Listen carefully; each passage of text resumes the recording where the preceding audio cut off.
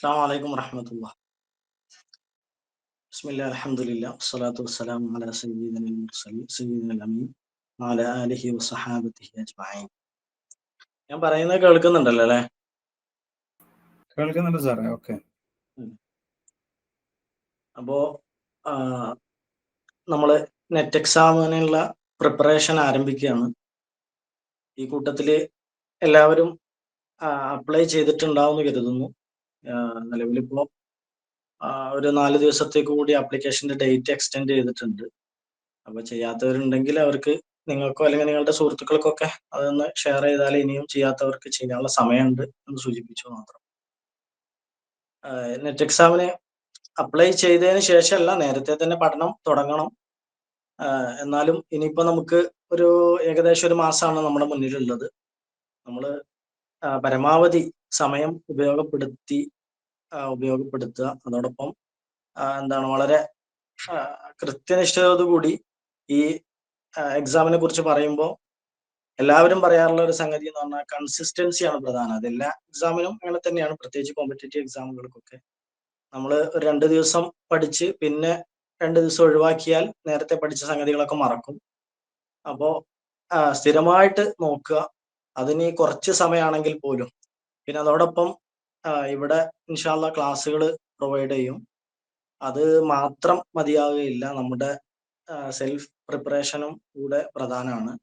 പരമാവധി സമയം നമ്മൾ ഉപയോഗപ്പെടുത്തി നമ്മളെ കൊണ്ട് സ്വന്തമായിട്ട് നോക്കാൻ പറ്റുന്നതൊക്കെ പരമാവധി നോക്കുക. ഞാനിവിടെ ഇൻഷാ അല്ലാഹ് നെറ്റ് എക്സാമിന്റെ പ്രാഥമികമായ സംഗതികൾ, അതുമായി ബന്ധപ്പെട്ട അതിന്റെ സ്ട്രക്ചർ, പാറ്റേൺ, സിലബസിന്റെ ഒരു രീതി, ഇത്തരം കാര്യങ്ങളൊക്കെയാണ് പറയാൻ ഉദ്ദേശിക്കുന്നത്. ഇതിലിപ്പോ നിലവില് നെറ്റ് എക്സാം എഴുതിയ ആരെങ്കിലും ഉണ്ടോ? എന്തെങ്കിലും ഒന്ന് ഹാൻഡ് റൈസ് ചെയ്താൽ നന്നായിരുന്നു.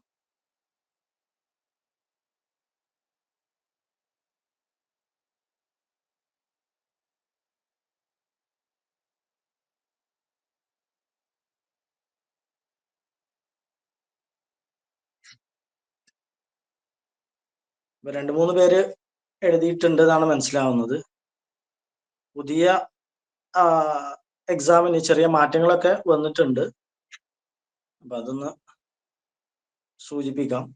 പിന്നെ നേരത്തെ എഴുതിയവരാകുമ്പോൾ എഴുതിയവർക്ക് സിലബസുമായിട്ട് ബന്ധപ്പെട്ട കാര്യങ്ങളൊക്കെ ഏകദേശം അറിയായിരിക്കും. എന്നാലും ഞാൻ മറ്റുള്ളവർക്ക് കൂടിയും ഒന്ന് പറയാണ്. എക്സാം എഴുതാൻ നമുക്ക് PG പഠിക്കുന്ന സമയത്ത് തന്നെ, PG ഫസ്റ്റ് സെം കഴിഞ്ഞാൽ നെറ്റ് എക്സാം എഴുതാം. ഇപ്പോഴത്തെ പുതിയ നിയമം അനുസരിച്ച് ഡിഗ്രി ലാസ്റ്റ് സെമ്മിലുള്ളവർക്കും എഴുതാൻ പറ്റും. അതുപോലെ ഒരു വർഷത്തിൽ 2 പ്രാവശ്യമാണ് എക്സാം നടക്കുന്നത്, ജൂണിലും ഡിസംബറിലും. പിന്നെ അപ്പോൾ നമുക്ക് PG സമയത്ത് എഴുതിയവരാണെങ്കിൽ 2 വർഷത്തിനുള്ളിൽ PG കംപ്ലീറ്റ് ചെയ്യണം. കംപ്ലീറ്റ് ചെയ്യുമ്പോഴാണ് ഇത് വാലിഡ് ആകുന്നത്, നെറ്റ് അല്ലെങ്കിൽ JRF വാലിഡ് ആകുന്നത്. പിന്നെ 3 ഹവറാണ് എക്സാമിന്. ഞാൻ പെട്ടെന്ന് പറഞ്ഞു പോകാം. 3 ഹവറാണ്. ഒരു ദിവസം 2 എക്സാം, 2 സമയത്തായിട്ടാണ് എക്സാം നടക്കുക. നമ്മുടെ എക്സാം ഏത് സമയം, ഉച്ചന്റെ മുമ്പും ഉച്ചയ്ക്ക് ശേഷമായിട്ടാണ് നടക്കാറുള്ളത്. അപ്പൊ നമ്മുടെ എക്സാം ഏത് സമയത്താന്നുള്ളത് ഹാൾ ടിക്കറ്റ് വരുമ്പോഴേ അറിയാൻ സാധിക്കുള്ളൂ. പിന്നെ പുതിയ പാറ്റേൺ അനുസരിച്ച് OMR ആണ്. ഇതുവരെ കമ്പ്യൂട്ടർ ബേസ്ഡ് ആയിരുന്നു എക്സാം ഉണ്ടായിരുന്നത്. നേരത്തെ OMR ആയിരുന്നു, പിന്നെ 2018 തോന്നുന്നു കമ്പ്യൂട്ടർ ബേസ്ഡ് ആയി എക്സാം. ഇപ്പോ വീണ്ടും OMR ആക്കിയിട്ടുണ്ട്. അതിൽ ഒരുപാട് ഗുണങ്ങളുണ്ട്, അതോടൊപ്പം ചെറിയ പ്രയാസങ്ങളും ഉണ്ടാവും.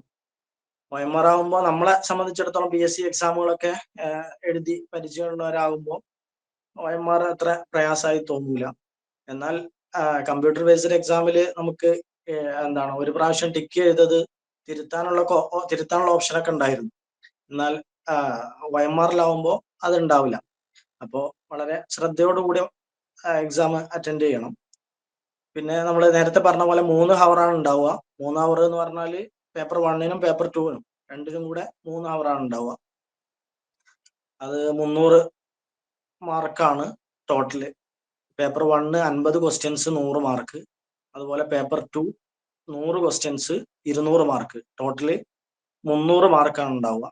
300 മാർക്കിന്റെ എക്സാമിന് 3 ഹവർ. അത് നമുക്ക് പേപ്പർ 1 ആദ്യം അറ്റൻഡ് ചെയ്യണമെങ്കിൽ അങ്ങനെ ആവാം, അതല്ല പേപ്പർ 2 ആണ് അറ്റൻഡ് ചെയ്യുന്നതെങ്കിൽ അങ്ങനെയും ആവാം. പേപ്പർ 1 നിങ്ങൾക്കൊക്കെ അറിയാവുന്നത് പോലെ ജനറൽ പേപ്പർ ആണ്.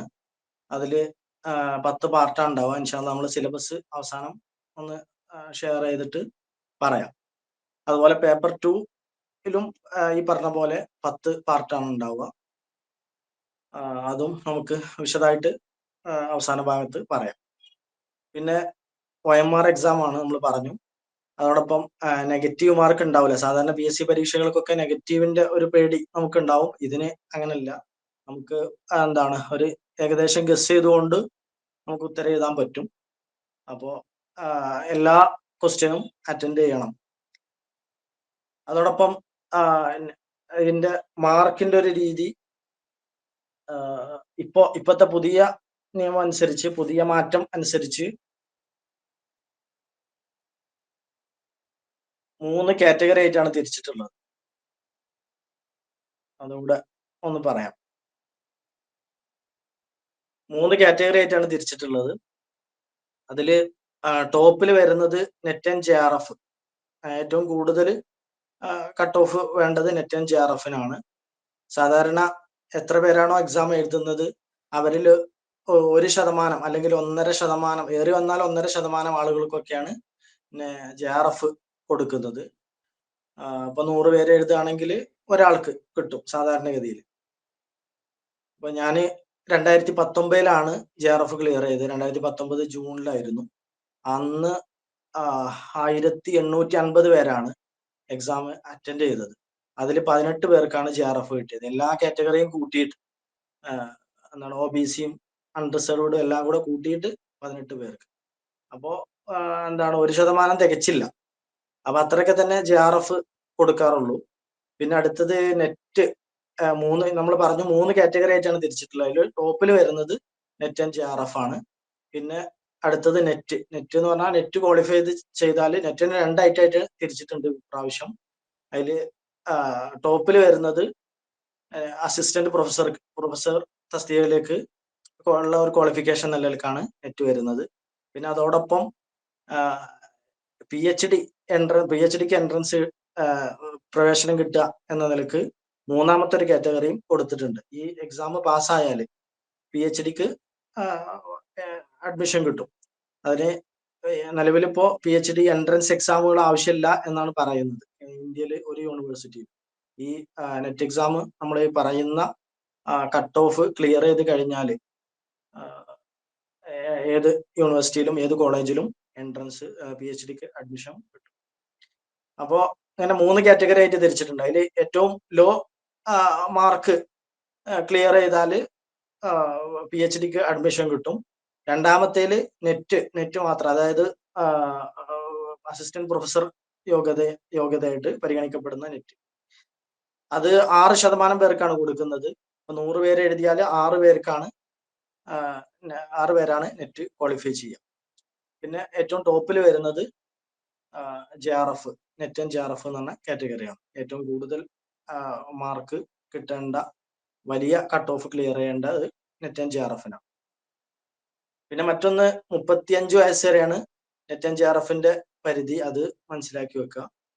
പിന്നെ 35 കഴിഞ്ഞവർക്ക് JRF കിട്ടൂല, നെറ്റ് പിന്നെ എല്ലാവർക്കും കിട്ടും. പിന്നെ അതോടൊപ്പം JRF എന്ന് പറയുമ്പോൾ എല്ലാവരുടെയും ഒരു സ്വപ്നമാണ്. PhD ചെയ്യുന്ന സമയത്ത് 5 വർഷം ഫെലോഷിപ്പോട് കൂടി PhD ചെയ്യാൻ അവസരം കിട്ടുക എന്ന് പറയുന്നത് എല്ലാവരും ആഗ്രഹിക്കുന്ന ഒരു കാര്യമാണ്. അപ്പോൾ നിലവിലിപ്പോ നല്ല എമൗണ്ടിൽ, ഫെലോഷിപ്പിന്റെ എമൗണ്ടിൽ വലിയ ഹൈക്ക് വന്നിട്ടുണ്ട്. അപ്പൊ നേരത്തെ ആദ്യം ജോയിൻ ചെയ്യുന്ന സമയത്ത് 31,000 ആയിരുന്നു. ഇപ്പൊ അത് 37,000 ആക്കിയിട്ടുണ്ട്. 37,000 രൂപ ബേസിക് എമൗണ്ട് ആയിട്ട് തന്നെ 37,000 കിട്ടുന്നുണ്ട്. അതോടൊപ്പം HR, ഹൗസ് റെന്റ് അലവൻസ് എന്ന് പറഞ്ഞിട്ട് ചെറിയൊരു സംഖ്യ അതും ഉണ്ടാവും. ഏകദേശം ഒരു 40ന്റെ അടുത്തൊക്കെ തുടക്കത്തിൽ തന്നെ കിട്ടും. അത് ആദ്യത്തെ 2 വർഷം. പിന്നെ വരുന്ന 3 വർഷം, മൊത്തം 5 വർഷമാണ് ഉണ്ടാകുക PhD. അപ്പൊ അതില് പിന്നെ വരുന്ന 3 വർഷം നമുക്ക് ബേസിക് എമൗണ്ട് 42 രൂപ ഉണ്ട്. അത് കഴിഞ്ഞ് HRA ഉണ്ടാവും. HRA എല്ലാം കൂടെ കൂട്ടുകയാണെങ്കിൽ 45ന്റെ മുകളിലൊക്കെ എമൗണ്ട് ഉണ്ടാവും. പിന്നെ 3 മാസം കൂടുമ്പോൾ ഇതിനെല്ലാം പുറമെ കണ്ടിജൻസി എന്ന് പറഞ്ഞിട്ട് 2500 രൂപ അത് വേറെയും കിട്ടുന്നത്. അപ്പോ എന്താണ് വലിയൊരു നേട്ടം തന്നെയാണ്. അപ്പൊ പരമാവധി നല്ല നിലക്ക് അധ്വാനിച്ചാല്, സിസ്റ്റമാറ്റിക് ആയിട്ട് നമ്മൾ അധ്വാനിച്ചാല്, പഠിച്ചാല് ഇത് നമുക്ക് ഒരു വിദൂരമായ ഒരു സ്വപ്നമല്ല, നമുക്ക് ക്ലിയർ ചെയ്യാൻ പറ്റും. നമ്മൾ നേരത്തെ പറഞ്ഞ പോലെ ഒരു കൺസിസ്റ്റൻസിയാണ് വേണ്ടത്. സ്ഥിരമായിട്ട് പഠിക്കുക എന്നുള്ളതാണ്, സ്ഥിരോത്സാഹം അത് നിലനിർത്തുക, അതിനുവേണ്ടി ശ്രമിക്കുക. പിന്നെ അതോടൊപ്പം JRF-ന്റെ പുറമെ NFSC, അതുപോലെ NFOBC, NFPWD ഈ ഫെലോഷിപ്പുകളൊക്കെ ഇതിന്റെ കൂടെ UGC കൊടുക്കുന്നുണ്ട്. നേരത്തെ മാൻഫു ഉണ്ടായിരുന്നു, മൗലാന ആസാദ് ഫെലോഷിപ്പ്, അതിപ്പോ നിർത്തലാക്കിയിട്ടുണ്ട്. മറ്റ് ഫെലോഷിപ്പുകളൊക്കെ ഇപ്പോഴും ഉണ്ട്. അതും ഒരു പക്ഷെ അതെങ്ങനെയാണ്, അതിലേക്ക് സെലക്ഷൻ എങ്ങനെയാണ് എന്നുള്ളത് വ്യക്തമല്ല. ഒരു പക്ഷെ ഈ നെറ്റ് കിട്ടുന്ന ആളുകളിൽ തന്നെ ഏറ്റവും ടോപ്പ് വരുന്ന ആളുകളെ ഒരു പക്ഷെ അതിലേക്ക് സെലക്ട് ചെയ്യാനുള്ള സാധ്യത ഉണ്ട്. നേരത്തെ മാൻഫില് ഒക്കെ അങ്ങനെയാണ് ഉണ്ടായിരുന്നത്. അപ്പൊ അതുപോലെ മറ്റ് ഫെലോഷിപ്പുകൾക്കും ഇതുപോലെ സെലക്ട് ചെയ്യാനുള്ള സാധ്യത ഉണ്ട്. അപ്പോ ഇനിയിപ്പോ JRF കിട്ടിയില്ലെങ്കിലും JRF-ന്റെ തൊട്ടടുത്തുള്ള ഒരു മാർക്ക് എത്തിയാല്, മാർക്ക് സ്കോർ ചെയ്യാൻ പറ്റിയാല് ഒരു പക്ഷെ മറ്റ് ഫെലോഷിപ്പുകൾക്ക് പരിഗണിക്കും. മറ്റ് ഫെലോഷിപ്പുകളുടെ ഒക്കെ എമൗണ്ട് സെയിം ആണ്. അപ്പൊ അതാണ് JRF-നെ കുറിച്ച് പറയാനുള്ളത്. പിന്നെ മറ്റൊന്ന് ഇനി സിലബസ് ആണ്. സിലബസ് നേരത്തെ ഷെയർ ചെയ്തിട്ടുണ്ട് തോന്നുന്നു. ഒന്ന് കാണിക്കല്ലേ സാർ? കാണുന്നുണ്ടല്ലോ അല്ലേ?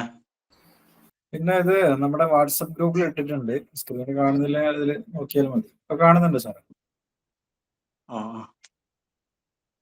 ഇതില് പേപ്പർ 1-ല് 10 പാർട്ടാണുള്ളത്. അതില് ജസ്റ്റ് ഒന്ന് വായിക്കാം. ടീച്ചിങ് ആപ്റ്റിറ്റ്യൂഡ് 1-ാമത്തെ യൂണിറ്റ്, റിസർച്ച് ആപ്റ്റിറ്റ്യൂഡ് 2-ാമത്തെ യൂണിറ്റ്, 3-ാമത്തത് റീഡിംഗ് കോംപ്രഹെൻഷൻ. ഇതില് ടീച്ചിങ് ആപ്റ്റിറ്റ്യൂഡ് എന്ന് പറഞ്ഞാൽ ടീച്ചിങ്ങുമായി ബന്ധപ്പെട്ട കൺസെപ്റ്റുകളും അതുപോലെ ടീച്ചിങ് ടൂളുകൾ, അതുപോലെ തിയറികൾ, ഇതൊക്കെയാണ് അവിടെ ചോദിക്കുന്നത്. പിന്നെ ടീച്ചിങ് പ്ലാറ്റ്ഫോമുകൾ, ഇപ്പോൾ UGC-ന്റെ കീഴിലുള്ള ഓൺലൈൻ പഠനത്തിന് ആവശ്യമായ പ്ലാറ്റ്ഫോമുകളുണ്ട്. സ്വയംപ്രഭ, മൂക്ക്, അങ്ങനത്തെ സംഗതികളെ കുറിച്ചൊക്കെയാണ് ചോദിക്കുന്നത്. പിന്നെ അതാണ് പ്രധാനമായിട്ടും അവിടെ അതാണ് വരുന്നത്. പിന്നെ റിസർച്ച് ആപ്റ്റിറ്റ്യൂഡ്, അതുമായി ബന്ധപ്പെട്ട തിയറികൾ, വിവിധ തരം റിസർച്ചുകൾ, പിന്നെ തിസീസ് റൈറ്റിംഗ്, ഇത്തരം സംഗതികളൊക്കെയാണ് 2-ാമത്തെ ഭാഗത്ത് ചോദിക്കുന്നത്. 3-ാമത്തത് റീഡിംഗ് കോംപ്രഹെൻഷൻ.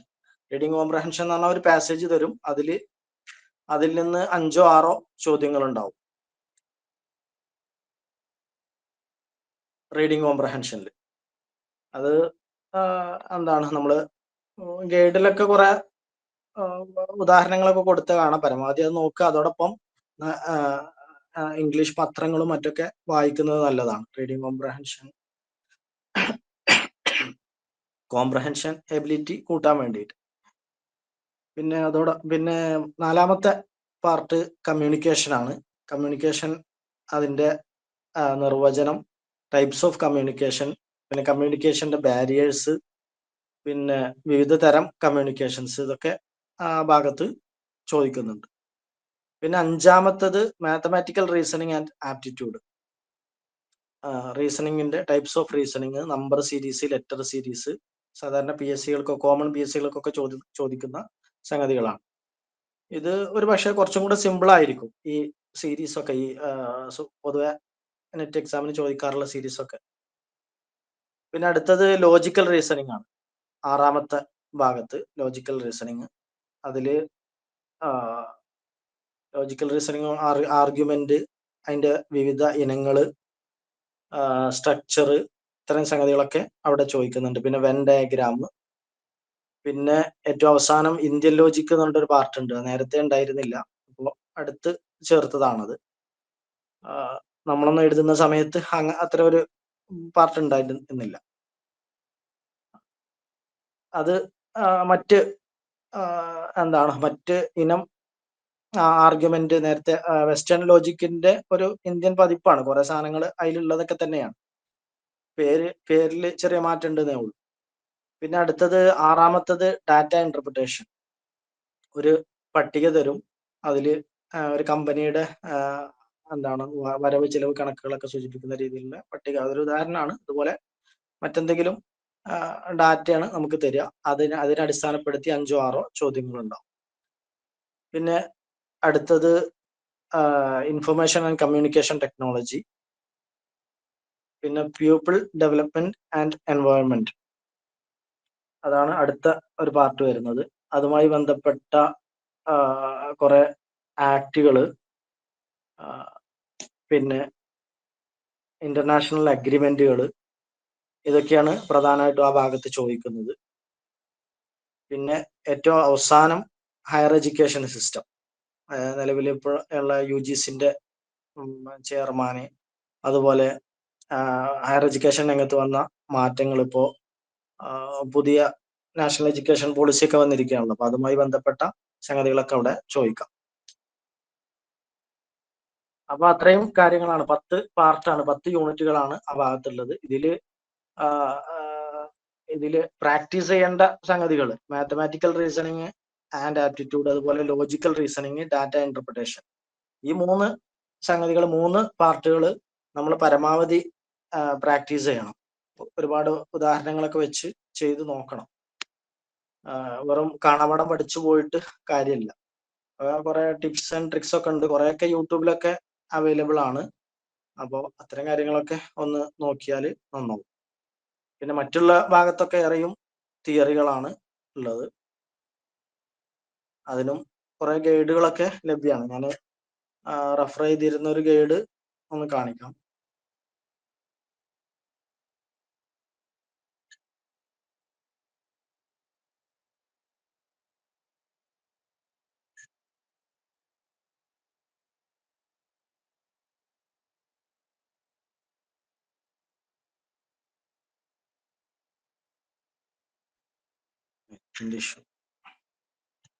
KVS മദന്റെ പേപ്പർ 1-ന് KVS മദൻ പ്രിപ്പയർ ചെയ്ത ഒരു ടെക്സ്റ്റ് ഉണ്ട്, ഒരു ഗൈഡ് ഉണ്ട്, അത് നല്ലതാണ്. പിന്നെ മനോരമ പുറത്തിറക്കിയ ഗൈഡ് ഉണ്ട്, അതൊക്കെ ഉപയോഗപ്പെടുത്താം. KVS മദന്റെ ആണ് പൊതുവെ എല്ലാവരും ഡിപ്പെൻഡ് ചെയ്യുന്ന പുസ്തകം.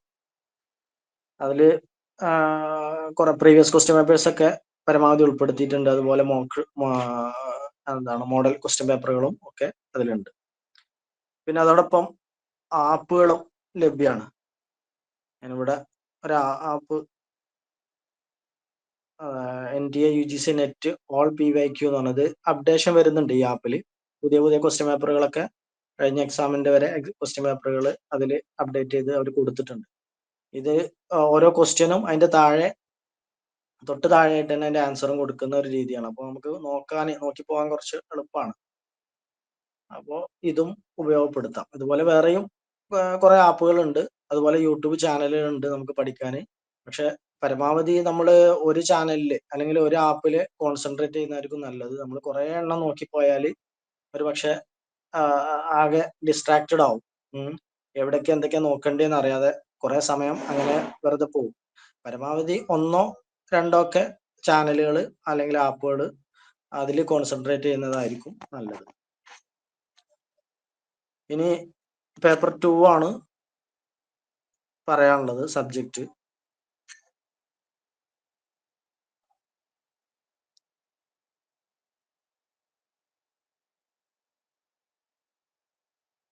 അതിലും ഈ പറഞ്ഞ പോലെ 10 പാർട്ടാണുള്ളത്. നേരത്തെ ഓരോ അസർ ബേസ് ചെയ്തായിരുന്നു പാർട്ടുകൾ ഉണ്ടായിരുന്നത്.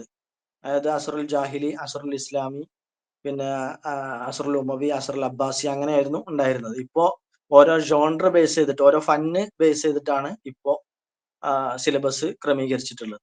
ആദ്യം അഷ്യാറുൽ അറബി ഹത്തൽ അസറുൽ അബ്ബാസി, കവിതയെ കുറിച്ചാണ് അവിടെ പറയുന്നത്. അത് ജാഹിലി കവിത മുതൽ അബ്ബാസി കവിത വരെ ആ ഭാഗത്ത് വരും. അപ്പം ആ ഫന്നിനെയാണ് ബേസ് ചെയ്യുന്നത്.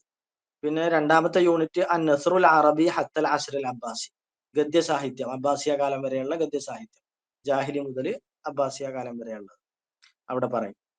പിന്നെ മൂന്നാമത്തെ യൂണിറ്റ് അദബുൽ മഹ്ജർ വൽ അദബുൽ അന്ദലുസി. ഇതൊക്കെ സെപ്പറേറ്റ് പറയേണ്ട സാഹിത്യശാഖകളായതുകൊണ്ടാണ് അത് മറ്റൊരു യൂണിറ്റ് ആക്കി കൊടുത്തിരിക്കുന്നത്.